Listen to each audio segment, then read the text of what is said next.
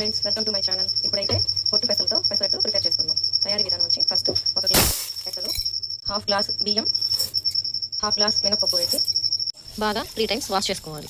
నీట్గా వాష్ చేసినాక over night నానబెట్టుకోవాలి. చూసారా పప్పు మొత్తం ఎలా నానిపోయిందో. ఇప్పుడు దీన్ని మిక్సీ పట్టుకోవాలి. ఇంకొకసారి బాగా వాష్ చేసుకొని మిక్సీ పట్టుకోవాలి. చూసారుగా పప్పు ఎంత బాగా నానిందో. ఇప్పుడు దీన్ని మిక్సీ జార్లోకి తీసుకోవాలి. నెక్స్ట్ ఇందులో 3 పచ్చిమిర్చి వేసుకోవాలి. నెక్స్ట్ కొంచెం అల్లం యాడ్ చేసుకోవాలి. కొద్దిగా వాటర్ పోసుకొని మెత్తగా మిక్సీ పట్టుకోవాలి.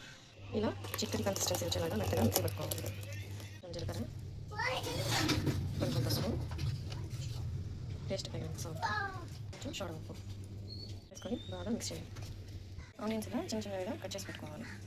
స్టవ్ ఆన్ చేసి ప్యాన్ పెట్టుకొని ఆనియన్స్ ఫస్ట్ అంతా క్లీన్ చేసుకోవాలి. పిండి ఈ విధంగా కలుపుకోవాలి. మరి పలుచగా మరి చిక్కగా కాకుండా మీడియంగా ఉండేటట్టు కలుపుకోవాలి.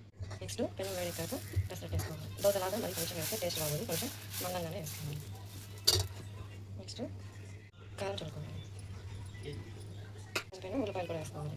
ఇప్పుడు మీడియం ఫ్లేమ్లో మంట పెట్టుకొని బాగా కాల్చుకోవాలి.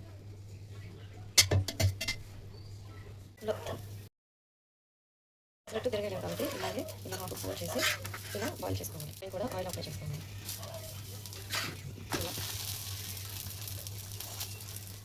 అంతే, వేడి వేడి పెసరట్టు రెడీ. వీడియో నచ్చితే లైక్ చేయండి, మా ఛానల్ని సబ్స్క్రైబ్ చేసుకోండి. చూసారా క్రిస్పీగా ఎంత బాగా వచ్చిందో పెసరట్టు.